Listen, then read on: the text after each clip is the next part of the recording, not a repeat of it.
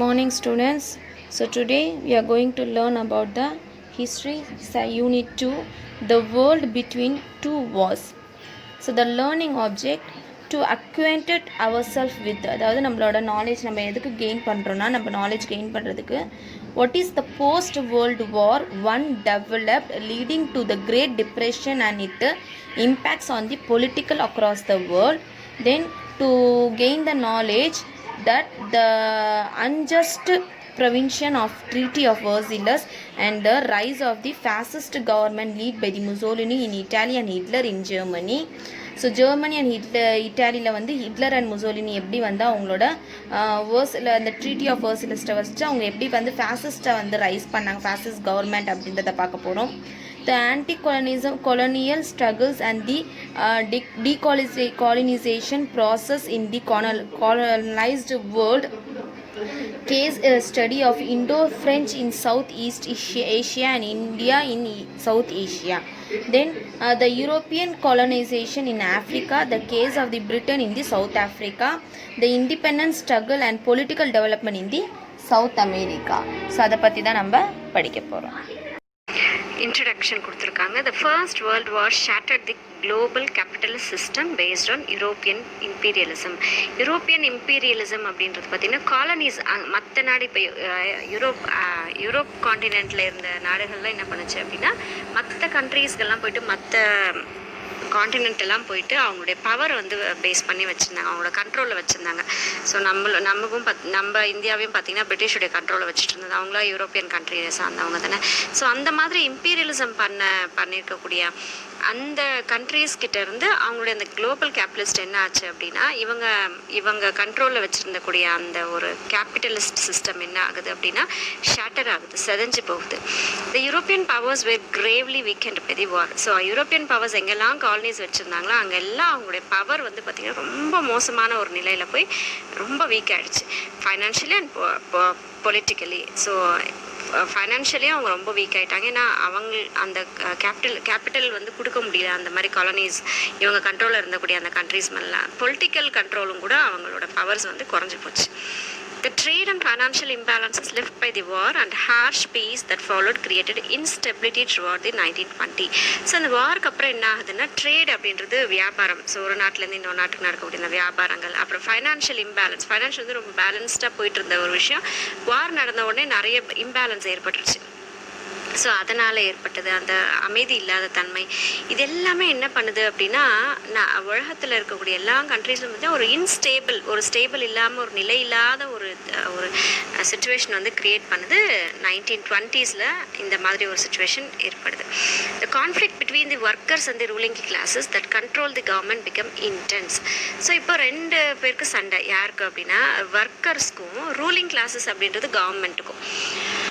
So இந்த ஆட்சி செஞ்சுட்டு இருக்கக்கூடிய இந்த ஒரு மக்களும் அந்த கம்பெனிஸில் ஒர்க் பண்ணக்கூடிய அந்த மக்களுக்கும் பார்த்திங்கன்னா பெருசாக ஒரு சண்டை ஏற்பட்டுருச்சு.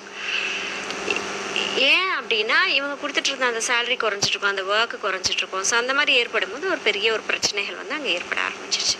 As a result of this fascism emerge in Italy and Germany. So இந்த மாதிரியான ஒரு பிரச்சனை ஏற்படும் போது ஒர்க்கர்ஸ்க்கும் கவர்மெண்ட்க்கும் நல்ல பிரச்சனை ஏற்படும் போது ஃபேசிசம் அப்படிங்கிற ஒரு சிஸ்டம் வந்து வெளியே வந்துருச்சு. Anti colonial struggles got intensified as the colonial powers were weakened by the war. So இப்போ என்ன ஆகுதுன்னா இந்த காலனிஸ் மற்ற நாடுகள் எல்லாம் போயிட்டு இவங்க கண்ட்ரோலில் வச்சுட்டு இருந்தாங்களே அந்த காலனி அப்படின்னு சொல்லுவாங்க இல்லையா. ஸோ அந்த காலனிஸுடைய பவர் எல்லாம் வந்து குறைஞ்சி போச்சு. இவங்களை எதிர்த்து இந்த யாரெல்லாம் கண்ட்ரோல் பண்ணிக்கிட்டு இருந்தாங்களோ இவங்களை எதிர்த்து சண்டை போட ஆரம்பிச்சிட்டாங்க அந்தந்த நாட்டுக்காரங்க. ஏன்னா போருக்கு அப்புறம் அவங்களுடைய பவர் எல்லாம் வந்து குறைஞ்சி போச்சு. The Soviet Union's role in extending solidarity to the struggling nationalist movements also went a long way in accelerating the process of decolonization Asia. So Asia நாடுகளில் இருந்தக்கூடிய அந்த காலனைசேஷன் எல்லாத்தையுமே வந்து விட்டுட்டு போகிற மாதிரியான ஒரு சூழல் வந்து இந்த சோவியட் யூனியன் ரோல் வந்து ப்ளே பண்ணுச்சு. அவங்க எல்லாருமே ஒன்றா நிறைய நாடுகள் ஒன்றா சேர்ந்து ஒரு சோவியட் யூனியனை அவங்க ஒன்றா சேர்க்கும் போது இந்த காலனைசேஷன் வந்து எல்லாமே கொஞ்சம் குறைஞ்சி போச்சு ஏஷியன் காண்டினென்ட்டில். It was the high noon of imperialism in Africa during the interwar period. ஆனால் இந்த 2 போர்களுக்கும் நடுவில் பார்த்தீங்க அப்படின்னா இந்த ஆப்பிரிக்கன் நாடுகளில் நிறைய இம்பீரியலிசம் வந்து நடக்க ஆரம்பிச்சிச்சு. காலனைசேஷன் நிறைய ஆப்பிரிக்கன் கண்ட்ரீஸில் நடக்க ஆரம்பிச்சிச்சு. In contrast the independence to the Latin American countries had occurred even before the first half of 19th century. இங்கே ஒரு பக்கம் பார்த்தா ஆப்பிரிக்கா காண்டினென்ட்டில் போயிட்டு அவங்களுடைய பவர்ஸை காட்ட ஆரம்பிச்சிட்டாங்க. இன்னொரு பக்கம் அப்படியே ஆப்போசிட்டாக பார்த்தீங்கன்னா லாட்டின் அமெரிக்கா அப்படின்றது சவுத் அமெரிக்கா பக்கம் இருக்கக்கூடிய கண்ட்ரீஸ்க்கு வந்து இண்டிபெண்டன்ஸ் கொடுக்க ஆரம்பிச்சிட்டாங்க. இந்த மாதிரி காலனிஸுடைய கண்ட்ரோலில் இருந்தது எல்லாம் பார்த்தீங்கன்னா அப்படின்னா இப்போ இண்டிபெண்டன்ஸ் கொடுக்க ஆரம்பிச்சிட்டாங்க. அந்த 19th century நடுவுலையே கொடுக்க ஆரம்பிச்சிட்டாங்க. But they had to soon confront their protected turned exploiter the USA. ஆனால் ரொம்ப சீக்கிரத்தில் இந்த இண்டிபெண்டன்ஸ்லாம் கொடுத்துட்டு இருந்தேன். அந்த லாட்டின் அமெரிக்கன் கண்ட்ரீஸ்க்கு வந்து இண்டிபெண்டன்ஸ் கொடுத்துட்டு இருந்தேன். அந்த தருணத்திலே பார்த்தீங்கன்னா அந்த ப்ரொடெக்டர்ஸ் எல்லாம் பார்த்தீங்கன்னா இவங்களுக்கு எதிராக வந்து மாற ஆரம்பிச்சிட்டாங்க. அந்த USA அப்படிங்கிறது இவங்களுக்கு எதிராக மாற ஆரம்பிச்சிட்டாங்க. As we saw in the last chapter, the crisis in the Western world had led to the outbreak of the World War I. So ஏற்கனவே நம்ம இதுக்கு முன்னாடி World War I அப்படிங்கிற லெசனில் பார்த்தோம். இந்த வெஸ்டர்ன் வேர்ல்டில் ஏற்படக்கூடிய ஒரு சின்ன சின்ன பிரச்சனைகளால் தான் வந்து இந்த World War I ஆரம்பிச்சிச்சு நம்ம பார்த்தோம் இல்லைங்களா. We now turn to the social and political developments in the world after the end of the war. So இப்போ இனி இந்த லெசனில் தொடர்ந்து என்ன பார்க்க போகிறோம் அப்படின்னா சோஷியலாகவும் பொலிட்டிக்கலாகவும் என்னெல்லாம் டெவலப்மெண்ட்ஸ் ஏற்பட்டிருக்கு இந்த வார் முடிஞ்சதுக்கப்புறம், World War I முடிஞ்சதுக்கப்புறம் என்னெல்லாம் டெவலப்மெண்ட்ஸ் ஏற்பட்டிருக்கு அப்படின்றத இந்த லெசனில் பார்க்க போகிறோம். The great depression. ஸோ இந்த World War I அப்புறம் என்ன ஆச்சுன்னா எல்லா நாடுகளுக்கும் பார்த்திங்கன்னா ஒரு பெரிய ஒரு இழப்பு, ஒரு பெரிய ஒரு ஸ்ட்ரெஸ், ஒரு பெரிய ஒரு பாதிப்புகள் எல்லாமே ஏற்பட்டுருச்சு. ஸோ அதை பற்றி இதில் பார்க்கலாம்.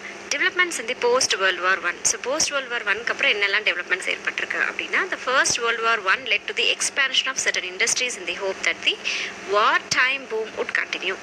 ஸோ இந்த World War I நடந்துட்டு இருக்கும்போது என்ன பண்ணாங்கன்னா நிறைய இண்டஸ்ட்ரீஸ் வந்து ஓப்பன் பண்ணிட்டாங்க. எதுக்காக அப்படின்னா அந்த போர்க்கருவிகள்லாம் செய்கிறதுக்காக. எந்த நம்பிக்கையில் இவங்க அந்த இண்டஸ்ட்ரீஸ்லாம் ஓப்பன் பண்ணாங்கன்னு பார்த்தீங்கன்னா போர் வந்து கண்டிப்பாக நடந்துகிட்டே இருக்க போது, நம்ம இந்த இண்டஸ்ட்ரியில் நம்ம செய்யக்கூடிய திங்ஸ் எல்லாம் வந்து விற்றுக்கிட்டே இருக்க போகிறோம் அப்படின்னு நினச்சிட்டு இவங்க அந்த ஒரு பெரிய பெரிய கண்ட்ரீஸ்லாம் கம்பெனிஸ் இண்டஸ்ட்ரியை வந்து எக்ஸ்பேண்ட் பண்ணிக்கிட்டு இருந்தாங்க. However, when the war came to the end, the industries that grew to meet wartime requirements had to be abandoned or modified. So இப்போ திடீர்னு World War I நின்ற உடனே என்ன ஆச்சு அப்படின்னா இவங்க செஞ்சுருக்கக்கூடிய அந்த திங்ஸ் எல்லாம் நிறைய ஆயிடுச்சு, அபண்டன் ஆயிடுச்சு. அதை வந்து எதையாவது மாற்றி அமைச்சாதான் இதை விற்க முடியும் அப்படிங்கிற ஒரு சூழல் வந்து அந்த இண்டஸ்ட்ரிக்கு வந்து ஏற்பட்டுருச்சு. Huge stocks had to be disposed of and large number of workers has to be sacked. So இப்போ நிறைய இவங்க செஞ்சு குவிச்சு வச்சுருக்கக்கூடிய அந்த போர்க்கருவிகள் எல்லாமே வந்து இப்போது டிஸ்போஸ் பண்ண வேண்டிய நிலைமை, எடுத்து தூக்கி போட வேண்டிய ஒரு நிலைமை ஏற்பட்டுருச்சு. இதில் ஒர்க் பண்ணி நிறைய ஒர்க்கர்ஸ் இந்த இண்டஸ்ட்ரியை நம்பி இருந்தாங்க இல்லைங்களா, செஞ்சுட்டு இருந்தாங்க இல்லைங்களா, அந்த ஒர்க்கர்ஸ் எல்லாருமே வந்து இப்போ அடப்பட்டு போயிட்டாங்க. அவங்களுக்கு வேலை இல்லாமல், சாப்பிட்டு இது இல்லாமல், அந்த மாதிரி ஒரு நிலை வந்து அவங்களுக்கு ஏற்பட்டுருச்சு. This bred dissatisfaction among the working classes. So இந்த மாதிரிலாம் ஆன உடனே இந்த ஒர்க்கர்ஸ் இருந்தாங்க இல்லையா, அந்த இண்டஸ்ட்ரீஸில் ஒர்க் பண்ணிட்டு இருந்தவங்களுடைய அந்த ஒரு ஒர்க்கர்ஸ்க்கு நடுவில் ஒரு பெரிய ஒரு டிஸ்சாட்டிஸ்ஃபேக்ஷன் வந்து ஏற்பட்டுருச்சு. அவங்களுக்கு சாப்பாடு, எதுவுமே ஒரு ஃபெசிலிட்டிஸ்லாம் இல்லாமல் அவங்க வாழ வேண்டிய ஒரு சூழல் ஏற்பட்டுருச்சு. The situation was made worse by the political complications caused by the Treaty of Versailles. இது மட்டும் இல்லாமல் ட்ரீட்டி ஆஃப் வெர்சைலஸ் அப்படின்னு ஒன்று நடந்தது World War I நடந்ததுக்கப்புறம். அது என்ன அப்படின்னா போர் வந்து இனி பண்ண மாட்டோம் அப்படின்னு சொல்லிட்டு ஜெர்மனி கிட்ட வந்து USA இந்த மற்ற ஒரு சில நாடுகள்லாம் ஒன்றா சேர்ந்து ஜெர்மனி கிட்ட இருந்து போரை வந்து செய்ய மாட்டேன் அப்படின்னு சைன் வாங்கினது தான் வந்து ட்ரீட்டி ஆஃப் வெர்சைலஸ். அதாவது போரை நிறுத்துவோம் அப்படின்னு சொல்லி சைன் பண்ணது தான் வந்து ட்ரீட்டி ஆஃப் வெர்சைலஸ் அப்படின்னு சொல்கிறோம். ஸோ இந்த ட்ரீட்டி நடந்ததுக்கப்புறம் பார்த்திங்கன்னா நிறைய பொலிட்டிக்கல் காம்ப்ளிகேஷன்ஸ் வந்து நிறைய வர ஆரம்பிச்சிச்சு. அது ஃபைன் கட்ட சொன்னாங்க, இனிமேல் யார் மேலேயும் போர் நடக்கக்கூடாது, நிறைய அந்த ட்ரீட்டி ஆஃப் வெர்சைலஸ் வந்து நிறைய விஷயங்கள் வந்து சொன்னாங்க. இதெல்லாம் செய்யக்கூடாது, இதெல்லாம் செய்யணும் அப்படின்லாம் சொல்ல உடனே அந்த ஒரு பொலிட்டிக்கல் கான்ஃப்ளிக்ஸ் வந்து அங்கே ஏற்பட ஆரம்பிச்சிச்சு. A new way of economic nationalism which expressed itself in protectionism or in tariff barriers affected world trade. So அதே மாதிரி என்ன பண்ணுறாங்க அப்படின்னா நம்மளோட நாட்டை முதல்ல நம்ம காப்பாற்றிக்கணும், நம்ம நாட்டுடைய எக்கனாமிக்கை வந்து நம்ம பத்திரமா வச்சுக்கணும் அப்படின்னு சொல்லிட்டு என்ன பண்ணுறாங்க அப்படின்னா ப்ரொடெக்ஷனிசம் அப்படின்னு ஒன்று கொண்டு வராங்க. அதாவது வியாபாரமாக இருந்தாலும் சரி, பிஸ்னஸாக இருந்தாலும் சரி, எதுவாக இருந்தாலும் நம்மளோட நாட்டுக்குள்ளே மட்டும்தான் நடக்கணும். அதான் டாரிஃப் பேரியர் சொல்கிறாங்க. ஸோ நம்ம நாட்டுக்குள்ளே மட்டும்தான் நடக்கணும், வெளியிலலாம் வந்து எதுவும் விற்கிறதோ வாங்குறதோ அந்த மாதிரிலாம் செய்யக்கூடாது. மெயினாக வந்து இம்போர்ட்ஸ்லாம் பண்ணக்கூடாது அப்படின்னு சொல்லி ஒரு விஷயத்தை கொண்டு வராங்க. அந்த சமயத்தில் நிறைய ஃபைனான்ஷியல் ட்ராபேக்ஸ் எல்லாம் இருக்கக்கூடிய சமயத்தில் அப்போ என்ன ஆச்சு அப்படின்னா வியாபாரங்கள் எல்லாம் வந்து தடைப்பட்டு போச்சு. அதான் அஃபெக்டட் வேர்ல்ட் ட்ரேட்னா உலக நாடுகள் மொத்தமாக இருக்கக்கூடிய அந்த வியாபாரம் எல்லாமே வந்து என்ன ஆச்சு அப்படின்னா ஸ்டாப் ஆயிடுச்சு. The war also placed a heavy burden of debt on every European country. So அது மட்டும் இல்லாமல் ஒவ்வொரு யூரோப்பியன் கண்ட்ரியில் இருக்கக்கூடிய ஒவ்வொரு கண்ட்ரிக்கும் பார்த்தீங்க அப்படின்னா நிறைய கடன் சுமைகள் வந்து ஏற்பட ஆரம்பிச்சிச்சு. withdrawal of American capitals.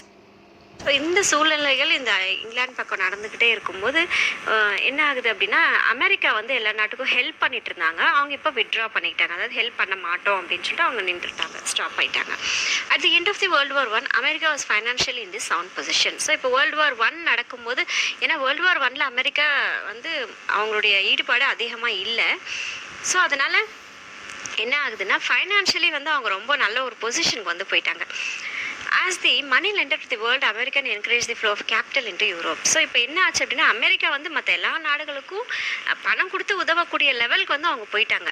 அப்போ என்ன ஆகுது அப்படின்னா இவங்களுடைய இந்த அமெரிக்கன்ஸ் என்ன பண்ணாங்கன்னா நிறைய பணம் வந்து யூரோப்பியன் கான்டினென்ட்டில் இருக்கக்கூடிய கண்ட்ரிஸ் வந்து கொடுக்க ஆரம்பிச்சிட்டாங்க. Which help the European debtors countries. So கடன் நிறைய யூரோப்பியன் கண்ட்ரீஸில் கடன் வாங்குற அந்த கண்ட்ரிஸ்க்கு எல்லாருக்குமே இவங்க வந்து கேபிட்டல் கொடுக்க ஆரம்பிச்சிட்டாங்க, நிறைய பணம் வந்து கொடுக்க ஆரம்பிச்சிட்டாங்க. யாரும் அமெரிக்க நாட்டுக்காரங்க. The capital outflow also found outlet in new investments. So இந்த கேபிட்டல் வந்து பார்த்திங்கன்னா வெறும் பணமாக கடனாக மட்டும் இல்லாமல் ஒரு புதுசாக ஒரு பிஸ்னஸ் பண்ணுறது, அந்த நாட்டில் யூரோப்பியன் கண்ட்ரீஸில் போய் ஒரு பிஸ்னஸ் பண்ணுறதோ ஒரு இன்வெஸ்ட்மெண்ட் பண்ணுறது அந்த மாதிரிலாம் ஒரு சில விஷயங்கள் நடந்துட்டு இருந்தது. But these investments yielded profits only after a period. ஆனால் இவங்க கொண்டு போய் இன்வெஸ்ட்மெண்ட் பண்ணாங்க இல்லைங்களா, அதாவது யூரோப்பியன் கண்ட்ரீஸில் போய் பிஸ்னஸ் ஒன்று ஆரம்பிக்கிறாங்கன்னா அந்த இடத்துல உடனே ப்ராஃபிட் வந்து அவங்களுக்கு கிடைக்கல. கொஞ்சம் காலங்கள் கழிச்சு தான் அதுக்குண்டான ப்ராஃபிட்ஸ் வந்து அமெரிக்கனுக்கு கிடைக்க ஆரம்பிச்சிச்சு. In the meantime, the slump in the US economy forced the government to impose restrictions on the export of capital. So இப்படி நடந்துகிட்டே இருக்கு. இவங்க இப்போ வேர்ல்டு வார் ஒன் நடந்த உடனே அமெரிக்கா நாடு என்ன பண்ணுச்சுன்னா யூரோப்பியன் நாடுகளுக்கு யூரோப்பியன் கான்டினென்ட்டில் இருந்த எல்லா நாடுகளுக்கும் ஹெல்ப் பண்ணிட்டு இருந்தது, அங்கங்கே இன்வெஸ்ட்மெண்ட் பண்ணிக்கிட்டு இருந்தது, இதெல்லாம் பண்ணிக்கிட்டே இருக்கும்போது திடீர்னு பார்த்தீங்கன்னா அந்த யூஎஸுடைய எக்கனாமி என்ன ஆகுது அப்படின்னா குறைய ஆரம்பிச்சிச்சு. அவங்களுடைய அந்த இதுவுமே ரொம்ப குறைய ஆரம்பித்த உடனே கவர்மெண்ட்டுக்கு ஒரு ரெஸ்ட்ரிக்ஷன் போட ஆரம்பிச்சிட்டாங்க. என்ன அப்படின்னா கேபிட்டல் வந்து மற்ற நாடுகளுக்கு கொடுக்கக்கூடாது அப்படின்னு சொல்லிட்டு ஒரு ரெஸ்ட்ரிக்ஷன் வந்து யூஎஸ் கவர்மெண்ட் போட்டுருச்சு. ஏன்னா இப்போ யூஎஸ்க்கும் வந்து எக்கனாமி வைஸ் வந்து அவங்க கொஞ்சம் ட்ராபேக் வர ஆரம்பிச்சிச்சு. This result in the steep decline in the volume and value of exports all over the world. So இவங்க பணமும் கொடுத்து உதவலை, இவங்க கூட வந்து இன்வெஸ்ட்மெண்ட்ஸும் பண்ணலை. ஏன்னா இப்போதைக்கு பணம் வச்சிருக்கக்கூடியதான் அந்த அமெரிக்க நாடு அப்படிங்கிற ஒரு சுச்சுவேஷன் தான் இருந்தது வேர்ல்டு வார் ஒன் முடிஞ்ச உடனே. ஸோ இதனால் என்ன ஆச்சு அப்படின்னா வெளியில் பணம்லாம் கொடுக்கக்கூடாது, எந்த ஒரு பிஸ்னஸும் பண்ணக்கூடாது அப்படின்னு சொல்லிட்டு யூஎஸ் தடை போட்ட உடனே என்ன ஆகுதுன்னா அந்த எக்ஸ்போர்ட் வந்து உலக நாடுகள் மொத்தத்துலேயும் இருக்கக்கூடிய எக்ஸ்போர்ட்ஸ் எல்லாமே வந்து ஸ்டாப் ஆயிடுச்சு. அதோட இது வந்து ரொம்ப குறையவும் ஆரம்பிச்சிச்சு, ஸ்டாப்பும் ஆக ஆரம்பிச்சிருச்சு. அப்போ பிஸ்னஸும் மொத்த வேர்ல்டில் இருக்கக்கூடிய மொத்த எக்ஸ்போர்ட் பிஸ்னஸுமே வந்து ஸ்டாப் ஆகிற ஒரு சூழ்நிலை வந்து ஏற்பட்டுருச்சு. Stock market crash in the US. So இப்போது யூஎஸில் என்ன சொல்லிட்டாங்க அப்படின்னா எக்ஸ்போர்ட்ஸ்லாம் பண்ணக்கூடாது, கேபிட்டல்லாம் மற்ற நாடுகளுக்கு கொடுக்கக்கூடாதுன்னு சொல்லி ஒரு ஆர்டர் போட்டுட்டாங்க இல்லையா கவர்மெண்ட்டு. ஸோ அதனால் ஸ்டாக் மார்க்கெட்டில் என்ன ஆச்சு அப்படின்னா கிராஷ் ஆகிடுச்சு, எல்லாமே தடைப்பட்டு போயிடுச்சு. வெளியே விற்றாதுன்னா அவங்களுக்கு உண்டான லாபங்கள் வரும். ஸோ அது பண்ணக்கூடாதுன்னு கவர்மெண்ட் சொன்னோன்னே எல்லாமே இப்போ கிராஷ் ஆகிடுச்சு. ஸோ அது பார்க்கலாம் என்னன்னிட்டு. The withdrawal of American capital was aggravated by the US market crash in 1929. So 1929 என்ன ஆச்சு அப்படின்னா அதனால் ஒரு பெரிய ஒரு கிராஷ் வந்து ஏற்பட்டுருச்சு யூஎஸில். The first huge crash occurred on 24th October 1929. So எப்போ ரொம்ப ஒரு வீழ்ச்சி ஏற்பட்டுச்சு, ரொம்ப ஒரு வீழ்ச்சி அவங்க சந்திச்சது எப்போன்னு பார்த்தீங்கன்னா 24 October 1929. This discouraged investors and consumers to such an extent that more and more people began to sell their shares and dispose of their stocks. So இதனால் என்ன பண்ணாங்க அப்படின்னு சொல்லி பார்த்தீங்கன்னா இந்த கஸ்டமர்ஸு இந்த இன்வெஸ்ட் பண்ணவங்க எல்லாம் இருக்காங்க பார்த்தீங்களா. ஸோ அவங்கெல்லாம் என்ன பண்ணாங்க, அவங்களுடைய ஷேர்ஸ் எல்லாம் வந்து விற்க ஆரம்பிச்சிட்டாங்க, மொத்த ஷேரையும் விற்க ஆரம்பிச்சிட்டாங்க. But there are no buyers. ஆனால் ஷேர் விற்கிறதுக்கு ரெடியாக இருக்காங்க, ஸ்டாக் மார்க்கெட்டுடைய ஷேர்ஸ் வந்து விற்கிறதுக்கு இவங்களாம் ரெடியாக இருக்காங்க. ஆனால் அதை வாங்குறதுக்கு யாருமே தயாராக இல்லை. This was followed by the failure of American bank. So இதனால என்ன ஆச்சு அப்படின்னா ஸ்டாக்ஸ் எல்லாம் விற்க ரெடியாக இருக்காங்க, ஆனால் வாங்குறதுக்கு ஆள் இல்லை. அதனால எந்த ஒரு எக்ஸ்சேஞ்சும் நடக்கலை, பண பரிமாற்றம் வந்து ஏற்படவே இல்லை. அப்படின்னும் போது என்ன ஆகுதுன்னா அமெரிக்காவில் இருக்கக்கூடிய பேங்க்ஸ் எல்லாமே ஃபெயிலியர் ஆக ஆரம்பிச்சிருச்சு. தி American financials is forced to recall their own funds invested abroad. So அதனால என்ன பண்ணுறாங்கன்னா யாரெல்லாம் வெளியே கொண்டு போயிட்டு மற்ற நாடுகளில் அவங்களோட இன்வெஸ்ட்மெண்ட் எல்லாம் கொடுத்து வச்சுருந்தாங்களோ அது எல்லாத்தையுமே வந்து ரீபேக் பண்ணுறக்கூடிய ஒரு ஒரு சுச்சுவேஷனை வந்து ஃபைனான்ஷியர்ஸ்க்கு ஏற்படுத்தி விட்டுருச்சு. The stoppage of loans to Germany by American led to the failure of 2 large German banks. So இப்போ அமெரிக்கா வந்து எந்த நாட்டுக்கும் ஃபைனான்ஷியல் கேபிட்டல்ஸ்லாம் கொடுக்கக்கூடாதுன்னு ஸ்டாப் பண்ண உடனே என்ன ஆகுது அப்படின்னா, ஜெர்மனியில் இருக்கக்கூடிய 2 பேங்க் வந்து ஃபெயிலியர் ஆகிடுது. அதுவும் பெரிய பெரிய பேங்க்ஸ், அது ரெண்டுமே வந்து ஃபெயிலியர் ஆகிடுச்சு. The Bank of England also found itself in bankruptcy. So அது மட்டும் இல்லாமல் ஜெர்மன் மட்டும் இல்லாமல் இங்கிலாண்டில் இருக்கக்கூடிய பேங்க்கும் ஒரு பேங்க் என்ன பண்ணுச்சு அப்படின்னா பேங்க்ரப்சி வந்து ப்ரொவைட் பண்ணுச்சு. பேங்க்ரப்சி அப்படின்னா என்ன, பேங்க் ரப்சின்னா என்ன அப்படின்னு சொல்லி பார்த்தீங்கன்னா, இப்போ நம்மளால் ஒரு பணம் கட்ட முடியல அப்படின்னா கவர்மெண்ட் கோர்ட் மூலயமா லீகலாக போயிட்டு இது என்னால் இப்போதைக்கு கட்ட முடியலன்னு சொல்லிட்டு ஒரு லெட்டர் வந்து இஷ்யூ பண்ணுவோம் பேங்க்குக்கு. அதுதான் வந்து பேங்க்ரப்சின்னு சொல்லுவோம். ஸோ அந்த ஒரு நிலைக்கு வந்து இங்கிலாந்து வந்துருச்சு. Break down of international system of exchange. So இவங்களால என்ன ஆகுது அப்படின்னு சொல்லி பார்த்தீங்கன்னா, உலக நாடுகள் மொத்தத்தில், அதாவது இன்டர்நேஷ்னல் போது உலக நாடுகள் எல்லாமே சேர்ந்து அங்கே இருக்கக்கூடிய ஒரு எக்ஸ்சேஞ்ச் எக்ஸ்போர்ட் பண்ணக்கூடாது இம்போர்ட் பண்ணக்கூடாதுன்னு சொல்லும்போது அந்த எக்ஸ்சேஞ்ச் எல்லாமே இப்போ என்ன ஆச்சுன்னா ஸ்டாப் ஆயிடுச்சு. Despite emergency measures such as cutbacks in expenditures and increased taxation. So emergency measures இப்போ ஏற்பட்டுருச்சு. எக்ஸ்பெண்டிச்சர் வந்து எல்லாமே இப்போ குறைக்க ஆரம்பிச்சிட்டாங்க. யார்கிட்டையுமே பணம் பரிமாற்றமே இல்லைன்னும் போது என்ன ஆகுது, யாருமே எதுவும் வாங்க மாட்டாங்க. அதை எக்ஸ்பெண்டிச்சர் வந்து நடக்கலை, எதுவுமே பொருட்கள்லாம் வாங்காமல் செய்யாமல் அந்த மாதிரிலாம் ஆயிடுச்சு. இன்க்ரீஸ் டாக்ஸேஷன், டாக்ஸும் என்ன பண்ணிட்டாங்க, இன்க்ரீஸ் பண்ணிட்டாங்க. அந்த situation did not improve in England. So இங்கிலாண்டில் இதனால் எந்த ஒரு சுச்சுவேஷனும் வந்து இம்ப்ரூவ் ஆகவே இல்லை. டாக்ஸும் அதிகமாக கட்டணும், இதனால் அவங்களுக்கு பணமும் இல்லை, ஆல்ரெடி நிறைய செலவுகளும் பண்ண முடியலன்னும் போது பணத்துடைய பரிமாற்றம் ஃபுல்லாக அப்படியே டல்லாக ஆரம்பிச்சிச்சு. So England decided to leave the gold standard. So இதனாலே ஒரு பெரிய ஒரு ஃபைனான்ஷியல் இது ஆன உடனே என்ன பண்ணுறாங்கன்னா, அந்த கோல்டு ஸ்டாண்டர்டை வந்து இவங்க விடுறதுன்னு முடிவு பண்ணிட்டாங்க. கோல்டு ஸ்டாண்டர்ட் அப்படின்றது பணத்தை வந்து கோல்டு ஈக்குவலாக அதை கம்பேர் பண்ணி சொல்லுவாங்க, அதுதான் வந்து கோல்டு ஸ்டாண்டர்ட் அப்படின்னு சொல்கிறாங்க. Immediately a great number of countries left the gold standard. So இதெல்லாம் இப்படி நடந்துகிட்டே இருக்கும்போது என்ன ஆகுதுன்னா, அந்த கோல்டோட கம்பேர் பண்ணி சொல்லிட்டு இருக்க அந்த ஒரு ஸ்டாண்டர்ட் வந்து நிறைய நாடுகள் வந்து குறைக்க ஆரம்பிச்சிருச்சு. Each nation adopted a policy of protectionism and devaluation of currency. So எல்லா நாடுகளும் என்ன ஆச்சு, முதல்ல நம்ம நாட்டை மட்டும் காப்பாற்றிக்கணும்னு சொல்லிட்டு அமெரிக்கா நாடு என்ன பண்ணுச்சோ அதே மாதிரி இப்போ அந்தந்த நாடுகள் தன்னுடைய நாடுகளுக்குள்ளேயே மட்டும்தான் ட்ரேட்லாம் நடக்கணும் அப்படின்னு சொல்லிட்டு ஆர்டர் போட ஆரம்பிச்சிட்டாங்க. கரன்சி எல்லாத்தையும் வந்து டீவேல்யூவேட் பண்ண ஆரம்பிச்சிட்டு, இப்போ நம்ம இதில் கூட 2000 நோட்ஸ்லாம் விட்டாங்க, அப்போது எல்லாம் பணமும் வேல்யூவேஷன் பண்ணாங்க இல்லைங்களா. ஸோ அந்த மாதிரி எல்லாம் என்ன ஆச்சு அப்படின்னா டீவேல்யூவேட் பண்ணாங்க, கரன்சி ஃபுல்லாக டீவேல்யூவேஷன் பண்ணுறாங்க. Devaluation forces creditors to stop lending. So இந்த டீவேல்யூவேஷன் நடக்கவே என்ன ஆரம்பிச்சிச்சு அப்படின்னா, கடன் கொடுத்தாங்க பார்த்தீங்கன்னா, அந்த கடன் கொடுக்குறவங்க எல்லாரும் என்ன பண்ணுறாங்க, கடன் கொடுக்குறது ஸ்டாப் பண்ணிட்டாங்க. This led to the world wide credit contraction. இதனால் என்ன ஆகுது, உலகத்தில் இருக்கிற மொத்த கடன் கொடுக்கக்கூடிய அந்த இதை வந்து சுருங்கி போச்சு. கான்ட்ராக்ஷன் அப்படின்னா சுருங்கி போச்சு, கொடுக்கறது வந்து ஸ்டாப் பண்ணிட்டாங்க உலக நாடுகள் எல்லாருமே. Thus the defensive measures adopted by various nations to safeguard their economic interests led to an unprecedented decline in world economic activity. So இந்த மாதிரி எல்லாரும் அந்தந்த நாடுகள் தன்னுடைய நாடுகளை மட்டும் காப்பாற்றிக்கணும்னு நினச்சிட்டு இருந்தாங்க. அந்த ஒரு எக்கனாமிக் இன்ட்ரெஸ்ட்லாம் என்ன ஆச்சு அப்படின்னு சொல்லி பார்த்தீங்கன்னா, வேர்ல்டுடைய எக்கனாமிக் ஆக்டிவிட்டி ஃபுல்லாகவே அப்படியே குறைய ஆரம்பிச்சிச்சு. மொத்த உலக நாடுகளுடைய அந்த வளர்ச்சியுமே வந்து தடைப்பட்டு போச்சு. As its effect was deep and prolonged, economists and historians called it the Great Depression.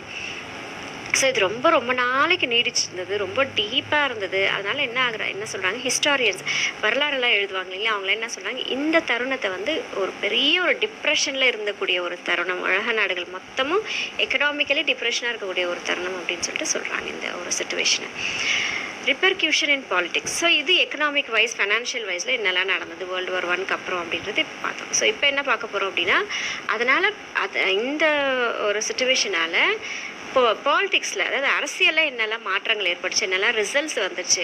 ரிப்பர்க்யூஷன் அப்படின்னா அதனால் என்னெல்லாம் அஃபெக்ட் ஆச்சு, இல்லைன்னா அதனால் என்ன ரிசல்ட் ஏற்பட்டுச்சுன்றது தான் ரிப்பர்க்யூஷன்.